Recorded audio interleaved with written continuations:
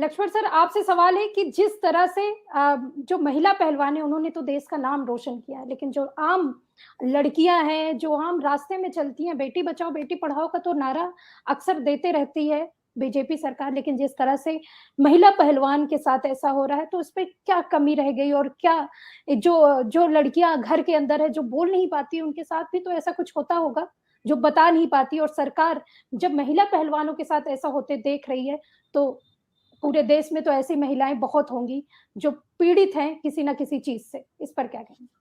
देखिए, आज भी इस देश में एक विरोधाभास इस बात का है कि जिसको ज्यादा अपमानित किया गया या जिसको हक अधिकार न देना हो, उसको पूजनीय बना दो, और इसकी सबसे ज्यादा शिकार महिलाएं हुई। आज जी। भी वो लोग बहुत शान और शौकत से कहते हैं कि हम 9 दिन व्रत रहते हैं, पूजा करते हैं। बहुत अच्छी बात है, महिलाओं का सम्मान है, उन्हें देवी बना के पूजते हैं, बहुत अच्छी बात है।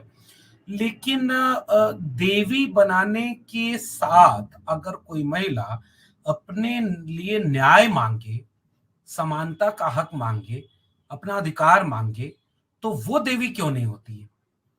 और इस देश में तमाम चीजें, अब मनुस्मृति का नाम मैं नहीं लेना चाहूंगा क्योंकि वो एक मनुस्मृति है, लेकिन हम जानते हैं हमारे इस देश में नहीं, दुनिया में महिलाओं के लिए आंदोलन करना पड़ा।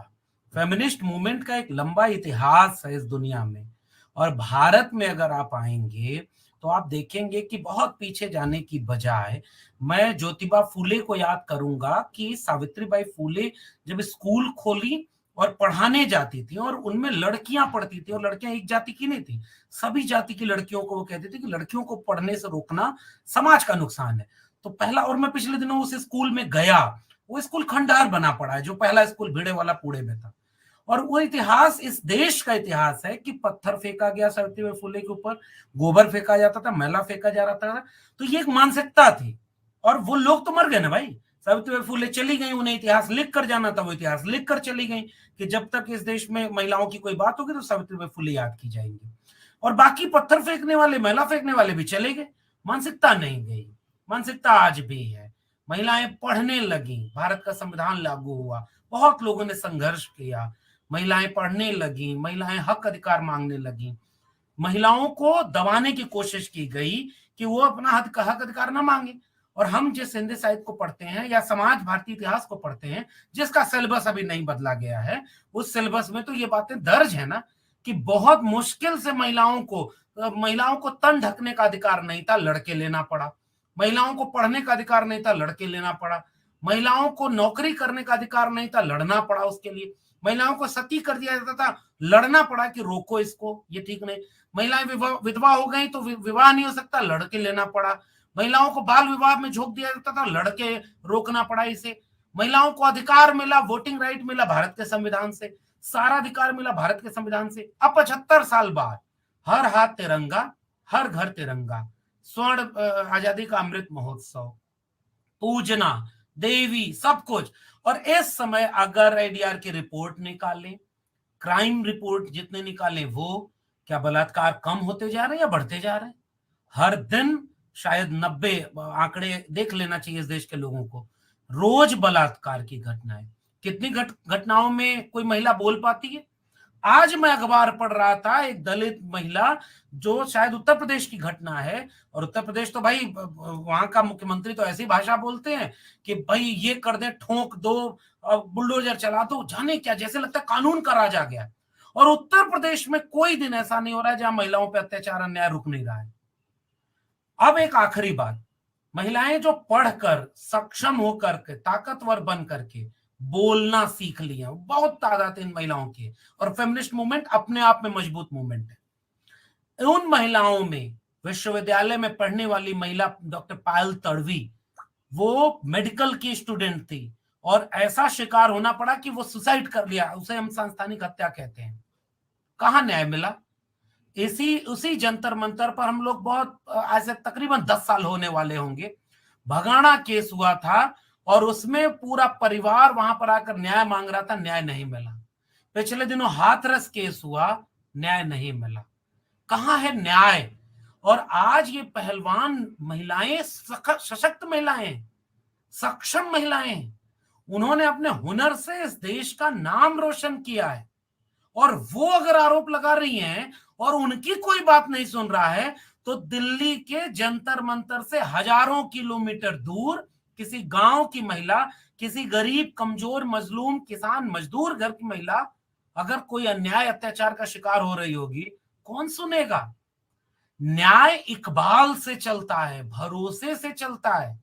और क्या इस देश के लोगों को यह बात नहीं समझ में आएगी, लड़कियों को यह बात नहीं दिखेगी कि जब उतनी शख्स पूरे देश और दुनिया में नाम कमाने वाली महिलाएं, जो अपने हुनर से पूरे देश में जानी पहचानी जाती हैं, उन्हें न्याय अगर नहीं मिलेगा, तो मैं कैसे अपने इलाके के थाने पर जाऊं? मुझे कैसे न्याय मिलेगा? मुझे पूरी चिंता इस पूरे प्रकरण से ये है, और इसलिए मैं कह रहा हूं इस देश का संविधान खतरे में है, इस देश में न्याय का इकबाल खतरे में है, आम जनता का अपनी चुनी हुई सरकारों और लोकतांत्रिक संस्थाओं पर भरोसा खतरे में है।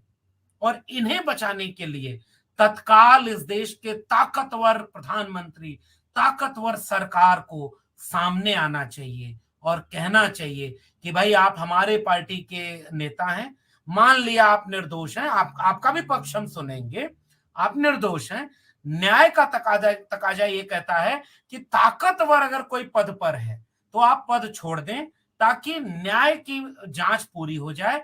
अगर आप निर्दोष साबित होंगे तो हम ससम्मान आपसे माफी मांगेंगे, पहलवानों से कहेंगे कि माफी मांगो, और आपका सम्मान आपको वापस लौटाया जाएगा। लेकिन उन महिलाओं के सम्मान का क्या होगा? अगर उन्हें अगर सम्मान नहीं मिला, वो रो रही हैं, लाठी खा रही हैं, मुकदमा दर्ज करा रही हैं, जंतर मंतर पर बैठ गई हैं, उनके समर्थन में लोग उतर रहे हैं, अगर यहाँ न्याय नहीं हुआ तो मैं बार बार पुकार करता हूं कि मतलब न्याय फिर कहाँ है? ये मेरी चिंता का विषय है सुष्मिता जी। एक आखिरी सवाल है सर, मीडिया का क्या रोल रहा है? जिस तरह से मेन स्ट्रीम मीडिया तरह-तरह की बातें बना रही ब्रजभूषण के को लेकर और पहलवानों को लेकर, महिला पहलवानों को लेकर, पुरानी चीजें याद करके सोशल मीडिया में फैला रही है कि पहले क्यों नहीं बोला गया? तो इस पर क्या कहेंगे सर आप? अच्छा, ये मीडिया वाले जो लोग चरित्र हनन कर रहे हैं इन आंदोलनकारियों का, इनमें कुछ ट्वीट, और मैं इसकी वैधता की पुष्टि नहीं कर रहा हूं, सोशल मीडिया पर कुछ ट्वीट आए कि जब कोविड आया था तो इनमें से कई सारे खिलाड़ी शायद वो बयान दे रहे थे जो ये जहरीली मीडिया और इस देश के कुछ सत्ताधारी दल के नेता मुसलमानों के खिलाफ बोल रहे थे या तबलीगी जमात के खिलाफ बोल रहे थे। मैं पुष्टि नहीं कर रहा हूं, मैं डिस्क्लेमर के साथ बोल रहा हूं। जी। उन्होंने तो वो भी काम किया है।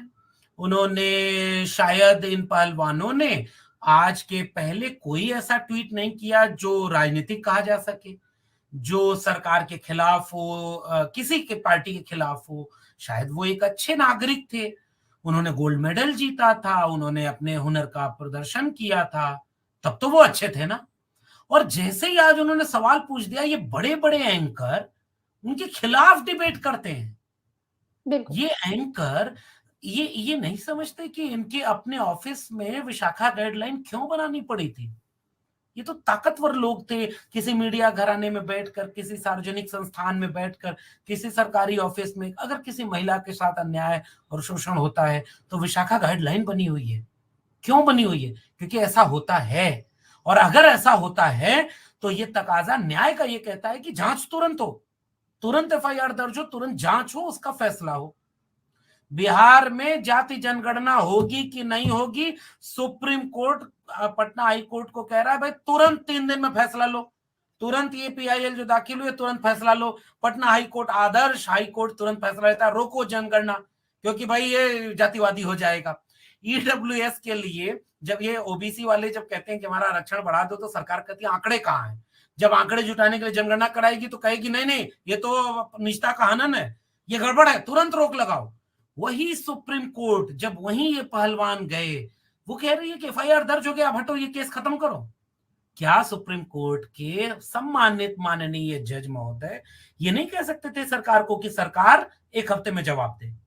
जैसे सुप्रीम कोर्ट ने कहा था कि पटना हाईकोर्ट 3 दिन में फैसला सुनाए, सुप्रीम कोर्ट ये कहता है कि भाई ये सम्मानित नागरिक हैं इस देश के, और अगर इन्होंने अपने आत्मसम्मान पर लगी ठेस को न्याय के जरिए हम मांगने के लिए आंदोलन कर रहे हैं, तो तत्काल 1 हफ्ते में रिपोर्ट दे सरकार। क्या कार्रवाई की, जांच कमेटी कितने दिन में रिपोर्ट देगी, क्या कर रही है, तुरंत रिपोर्ट दे। न्याय का इकबाल कायम रहता, मीडिया का इकबाल, न्यायिक संस्थानों का इकबाल सरकार के इकबाल से तो अलग है ना। कल को तो बिल्कुल। सरकार बदल जाएगी, 24 में नहीं बदलेगी, 29 में बदल जाएगी। अरे इनको ये गुमाना भाई, ये संविधान बदल दें, ये कहें कि अब चुनाव ही नहीं होगा, चीन के पैमाने पर चलेगा, तो वो बात अलग है। तब तो मैं इस देश के नागरिकों से पूछूंगा कि क्या भाई ये सब भी कबूल कर लोगे क्या। लेकिन अगर लोकतंत्र बचा रहेगा, संविधान बचा रहेगा, तो मीडिया और न्यायपालिका तो रहेगी ना। ये सरकार तो चली जाएगी, सरकार चली जाएगी तो फिर आप कैसे अपने लोगों के बीच आकर के भरोसा पैदा करोगे कि आप जनता की आवाज है। मीडिया सरकार की आवाज नहीं होता। और ये टीवी, आज का टीवी, ये टीवी अपने सैटेलाइट से, विज्ञान से चलने वाली टीवी किसी बाबा का इंटरव्यू घंटों घंटों दिखाता है, बाबा का जी। चमत्कार कह रहा है कि बाबा चमत्कारी हो गया, बंद कर दो विज्ञान की किताबें, तुम क्लास 1 की टेक्स्ट बुक में बाबाओं के चैप्टर पढ़ाया करो। ये मीडिया वाले ये कर रहे हैं, अंधविश्वास फैला रहे हैं। ये मीडिया वाले सरकार से सवाल नहीं पूछ रहे। ये मीडिया वाले जनता की बेरोजगारी, जनता की महंगाई, शिक्षा बिक गई इस देश में, और इस देश में पूरा का पूरा एकेडमिया संघ का गुलाम बनाया जा रहा है। कोई मीडिया डिबेट नहीं करेगा, नहीं करोगे तुम। हम जनता के सवाल पर तो नहीं बात करते भाई। ये देश के नागरिक सड़क पर उतर आए, ये नागरिक बारिश झेल रहे हैं, लाठी सह रहे हैं, तुम्हारी जलालत भी सह रहे हैं। तुम एक बार निष्पक्ष रूप से सरकार से सवाल नहीं पूछ पाए। इसलिए सुष्मिता जी, इसी मसले की बात हो या ओवरऑल बात हो, मेरी चिंता जैसे लोकतंत्र की है, संविधान की है बतौर नागरिक, वैसे ही मेरी चिंता एक निष्पक्ष तटस्थ मीडिया की है। अब आप जैसे लोगों का चैनल है, यूट्यूब जैसा चैनल है, आप तो निष्पक्ष ढंग से अपनी बात रखते हैं, सरकार से सवाल पूछते हैं और हर सरकार से सवाल पूछते हैं। ये मीडिया को भी यही काम होना चाहिए। आप सुष्मिता जी, आप 4 PM का माइक लेकर गांव-गांव चली जाइए, हो सकता है लोग बुलाएं, पानी पिलाएं, बिठाएं, स्वागत करें कि हाँ बिटिया आपके कार्यक्रम में हमारी महंगाई, बेरोजगारी, शिक्षा की चिंता थी। ये मीडिया वाले अपना माइक लेकर के आम जनता के बीच नहीं जा सकते, पब्लिक दौड़ा लेगी। कितने दिन आप स्टूडियो में, नोएडा के स्टूडियो में गिरोह चलाते हुए अपनी जनता के खिलाफ काम करेंगे? ये इसलिए मुझे चिंता है। अब मैं अभी भी भरोसा करता हूं इस देश के नागरिकों पर कि वो कम से कम न्याय के पक्ष में खड़े होंगे। मैं इन पहलवानों के पक्ष में खड़ा नहीं हूं, मैं न्याय के पक्ष में खड़ा होना चाहता हूं। न्याय का इकबाल जिंदा रहे, सरकार न्याय करे, जो गलत है तत्काल उसको सजा दे। ये मत देखे कि मेरी पार्टी का विधायक है, कोई थार चला दे रहा है, क्या हो रहा है, कोई मार देगा, किसी को जान ले लेगा, तब भी आप न्याय नहीं करेंगे। किसी कोई अपने आत्मसम्मान से खिलवाड़ कर रहा तब भी आप न्याय नहीं करेंगे। तो देश किन चीजों का नाम है? देश का किताब के नक्शे का नाम है, देश तो इन्हीं संस्थाओं का नाम है। मुझे देश की चिंता है। शुक्रिया। बिल्कुल सर, आपने बहुत अच्छी बातें कही, बहुत अच्छी सार्थक चर्चा की।